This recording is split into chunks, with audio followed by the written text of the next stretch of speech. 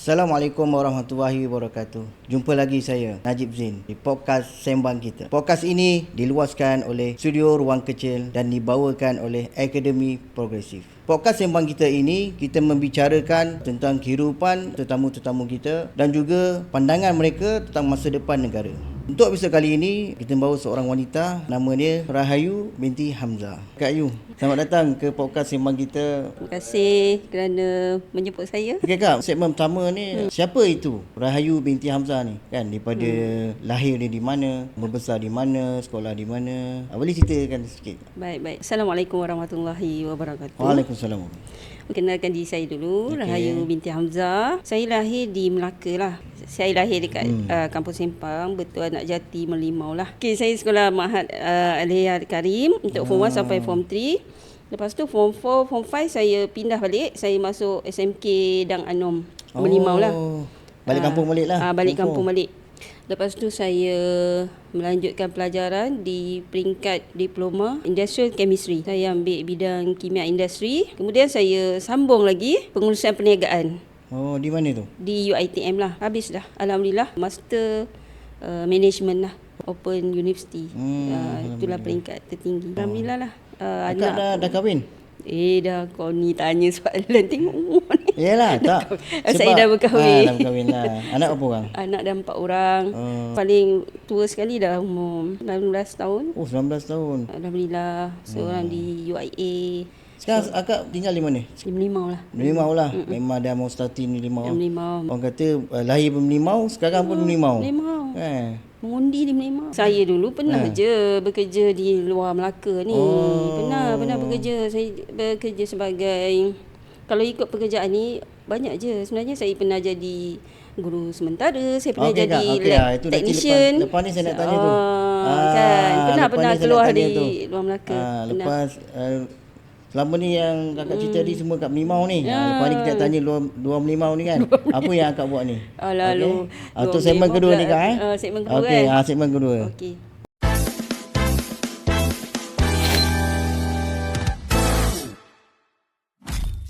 Okey, kita kembali lagi bersama saya Najib Zain di podcast Sembang Kita. Okey, untuk sembang kedua ni Kak, macam tadi akak dah cakap kan, daripada kecil di Merlimau. Selepas akak belajar semua tu, pekerjaan akak lah. Mungkin bukan di Merlimau lah, di luar. Apa yang akak lakukan? Saya menganggap walaupun kita berbeza bidang, kita belajar lain, tapi kita kerja lain, tapi ilmu tu tetap bermanfaat lah untuk kita sebenarnya. Setiap ilmu tu, setiap mata pelajaran yang kita ambil tu tetap ada manfaat dia. Contoh bila kita dalam bidang sains kan, kita belajar dulu, and then bila pekerjaan kita lebih kepada perniagaan apa semua. Itu kan macam orang kata macam lari sikit kan, tapi dia punya basic tu tetap sama. Ilmu itu adalah bermanfaat untuk kita semua. Okay, saya selepas saya habis diploma tu, saya bekerja juga sebenarnya di Petaling Jaya. Saya jadi lab technician. Lab technician? Itu apa? Kilang ke? Kilang. Kilang lah. Kilang buat apa nama dia? Tak ingat. Tapi saya kerja dalam Makmal lah. Berapa lama tu? Tak lama. Selepas tu dah berkahwin, pindah balik Melaka. Adalah setahun 2 tahun macam tu. Jadi lab technician. Kerja pula pindah dekat Melaka tu. Jadi lab technician juga dekat kilang ubat. Lab technician ni dia apa? Dia uji apa? Dia uji, kalau macam di Petaling Jaya tu, saya uji keserapan, kalau kita nak panggil keserapan, kalau ada macam pampers anak-anak ni, berapa serap air tu, berapa lama span tu bertahan. Itu kerja-kerja kita lah. Jadi baru lepas kita dah test sampel tu, baru kita hantar ke kilang untuk buat pampers ke. Baru di labelkan berapa persen tu lah. Ni lepas ke, yang ni tak lepas ke. Tu saya punya kerjaya pertama. Di Petaling Jaya tu lah. Di Petaling Jaya tu. Lepas tu balik ke Melaka? Balik ke Sebab Melaka. kahwin lah tadi. Sebab kita pun minta pindah kan. Sama juga saya bekerja di Zepasol lah, sama technician. Kilang ubat pula. Kilang ubat pula kita test sampel-sampel ubat. Maksudnya contoh ubat sakit kepala dia test lah. Apa kandungan dia apa macam tu? Kandungan dia. Lepas tu kita test pula. Kalau tak silap saya gunalah beberapa alat tu untuk test, macam yang kita paling dekat dengan Panadol kan. Macam mana dia punya dissolve ubat tu berapa lama, dengan kepanasan air berapa minit. Macam tu lah kita test lah ubat tu, baru dah sesuai untuk dipasarkan di pasaran. Macam tu. Kalau tak lepas ujian tu tak boleh. Cabaran dia apa? Kalau lab ni kan kadang-kadang takut tersalah dekat bahan. Kan. Tapi memang ada kita punya peringkat atasan lagi kan yang akan dia ada sembang. prosedur dia Dia lah. ada bukan satu peringkat je.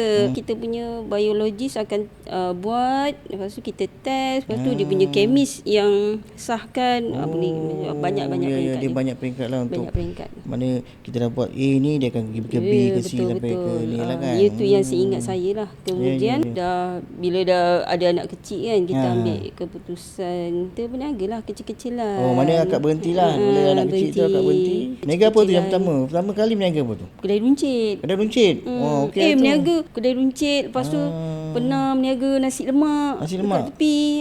Tahu berniaga je. Orang dulu pakai nasi lemak, alhamdulillah rezeki baiklah tu. Tapi itu semua pengalaman lah. Kita pengalaman berniaga tu sangat berharga lah pada di akak kan. Memang mengajar erti kesabaran, kekuatan. Tapi dalam bisnes tu memang itu yang membuatkan kita mengorak langkah ke bidang terusnya lah. Masa jatuh bangun tu yang buatkan kita ni kuat kan, cekal kan. Yalah, orang bisnes ni dia pertama dia nak keuntungan tu bukan orang kata bukan mudah lah. Dia kalau dia tak kuat, dia tak cekal kan, dia tak sabar, memang susah nak dapat kan. Selepas tu apa kak? Daripada kat berniaga tu? Sebenarnya dalam waktu berniaga tu akak sebenarnya dulu-dulu mengajar juga budak-budak apa tu? Mengaji. Sebenarnya akak ada tauliah daripada Jabatan Mufti Negeri Melaka. Boleh mengajar. Tauliah mengajar Al-Quran. Tapi cuma masa tu kita kekangan masa kan. Lepas tu kita pula rasa macam layak ke punya mengajar. Kita rasa macam tu tau. Tapi bila saya dengar balik macam kita punya member kawan-kawan kakak yang lebih arif kan, dia kata ilmu yang kita nak sampai ni kan bukan tunggu sampai kita pandai kan. Apa yang baik kita boleh share je. Barulah ilmu tu berpanjangan lah berpanjangan kan. Takkan nak tunggu sampai kita pandai ni. Walaupun memang saya rasa saya ada tauliah, tapi bagi diri saya rasa saya belum layak. Betul. Ni cakap jujur. Saya macam belum layak nak jadi cikgu ngaji kan. Tapi saya ada tauliah. Lepas ni tapi mungkin kuatkan hati jugalah. Masih mengajar berapa lama tu mengajar? Tak adalah lama, tapi sekejap sebab kita takut kan dulu kan kena ada tauliah. Tapi dah lama jugalah sebelum 2011 lah macam tu. Lama juga. Lepas tu bila terdengar ada seorang kakak ni cakap dengan saya, ilmu tu bukan bila macam tersentuh lah hati kita kan. Itulah saya rasa macam saya nak pergi renew balik semula saya punya tauliah. Saya nak kena renew balik agaknya. Yelah dulu pernah lah juga kan. Masuk tandingan apa-apa semua kan. Masuk kalau sekolah rendah dulu saya masuk pertandingan tilawah ni, pernah lah dapat johan juga. Lelaki layak lah tu. Dia dapat johan tu, gila layak tu. Tapi okay peringkat lah rendah-rendah lah. Kita pula pun tak adalah. Sebab ajar pun alik batal je. Dia tak ada ajar-ajar yang ni kan. Jadi boleh sangat lah tu. Hebat-hebat tak adalah. Kita biasa-biasa je.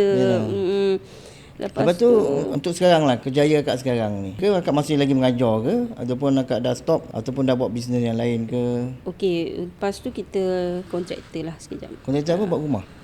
Kontraktor. Bina rumah lah. Bina rumah. Lepas tu bila saya dah start aktif ni kan, macam tengok politik, macam minat dekat politik. Lepas tu saya belajar. Masa tu saya agak kurang sikit dengan saya punya yang kontraktor tu kan, bisnes tu saya fokus sambung master.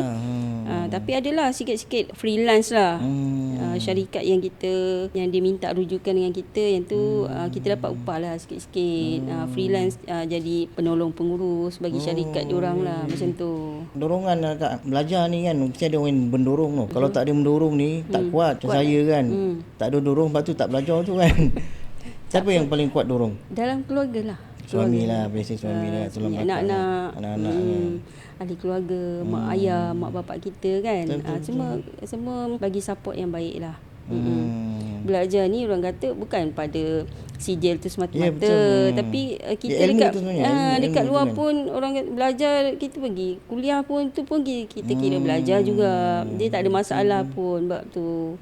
Okey, pada para penonton dan para pendengar sekalian, itulah kita ni belajar ni tak kira masa, tak kira usia. Tak kira usia. Ada peluang tu kita sambung, kita belajar lah kan. Tak kira mana tempat pun. Betul. Tapi yang penting ilmu tu kena betul lah kan.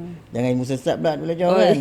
Lain jadi ni kan. Okey kak, kita pun untuk segmen kedua tu kita dah berakhir di segmen kedua lah. Kita akan pergi ke segmen ketiga lah.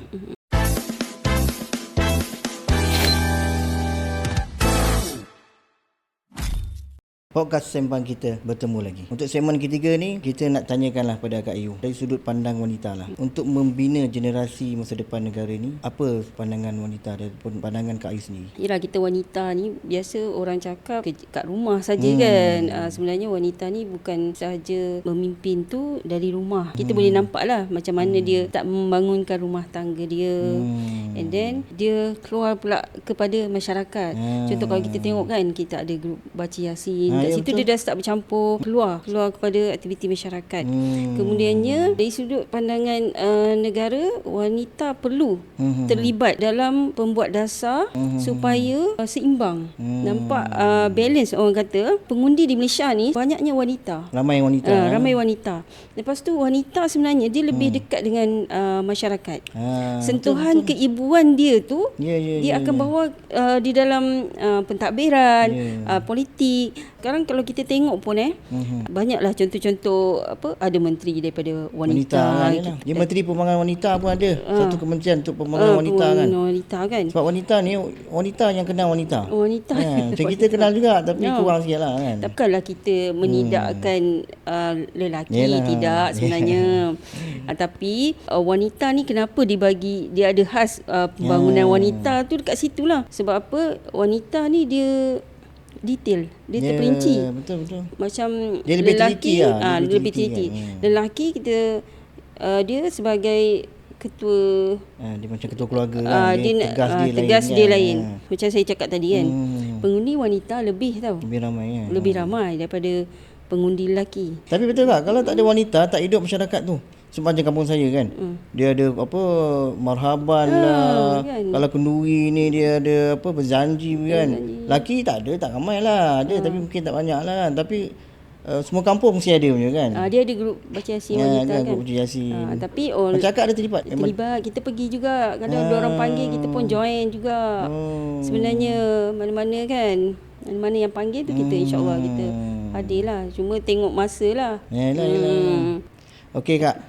Untuk akhirnya Kak, harapan Kak lah untuk mungkin masa depan negara ni macam mana? Kalau pandangan akak lah, akak sebenarnya lebih suka ekonomi yang stabil. Kita nak rakyat makmur, aman dan sejahtera kan. Dia akan datang politik ni, jangan pasal perbezaan pandangan tu biasa tau. Kalau macam akak lah, pada akak lah. Kita berkawan dengan semua. Macam pada akak tak pernah satu yang akak pesan pada diri sendirilah. Kalau kita jadi ahli politik, kita tak ada hak untuk menghukum seseorang. Itu bukan urusan kita. Kita nak dia ada agama ke, dia keluar ni ke apa. Tak ada. Parti politik dia adalah untuk kestabilan negara.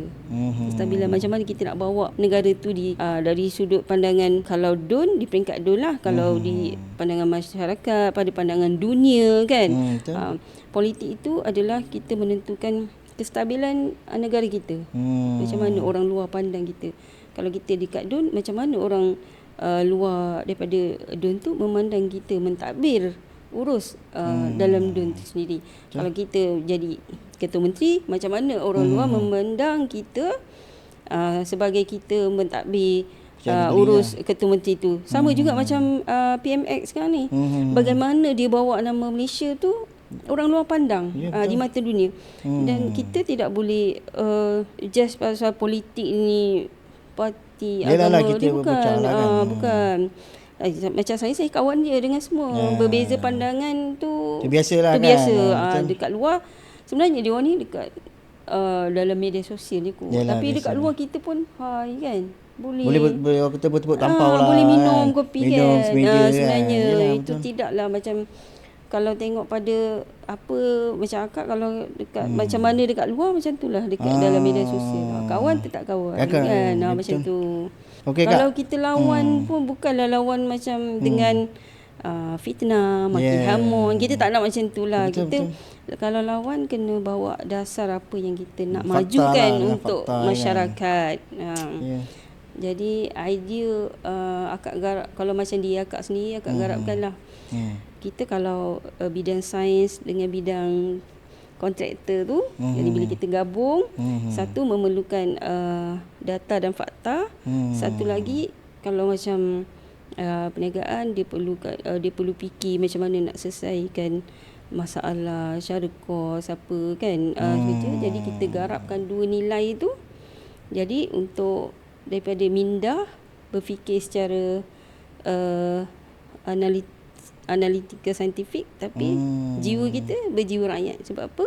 Pengurusan pentadbiran tu, macam saya ambil Master of Management tu, dia mengajar kita cara macam mana nak ni.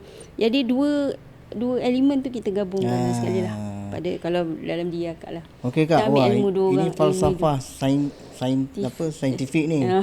Ni baru saya belajar ni, falsafah saintifik ni kan. Gabungan antara sains dan sebagainya kan. Kita ambil dua-dua tu. Jadi dua-dua, ialah kita ni sebenarnya Tuhan bagi kita ilmu bukan Yalah. bukan part yang kita tahu. Sebenarnya banyak benda lagi kita tak tahu. Okey Kak, terima kasih atas perkongsian pada episod kali ini. Banyak jugalah yang kita dapat. Mudah-mudahan saya sebagai lelaki, Kak sebagai wanita, sebagai wanita ni dia banyak lagi bagi idea untuk memberi semangat kepada pembangunan negara. Sekali lagi saya mewakili Akademi Progresif mengucapkan ribuan terima kasih atas kerana hadir bersama kami pada episod kali ini. InsyaAllah kalau di lain masa kita boleh panggil lagi lah. Jangan serik nak datang. Tak serik. Macam nak datang lagi. Datang lagi, alhamdulillah. Okey, sampai di sini saja podcast kita untuk kali ini. Kita jumpa lagi di episod-episod yang seterusnya. Saya Najib Zain dari podcast Sembang Kita. Assalamualaikum warahmatullahi wabarakatuh.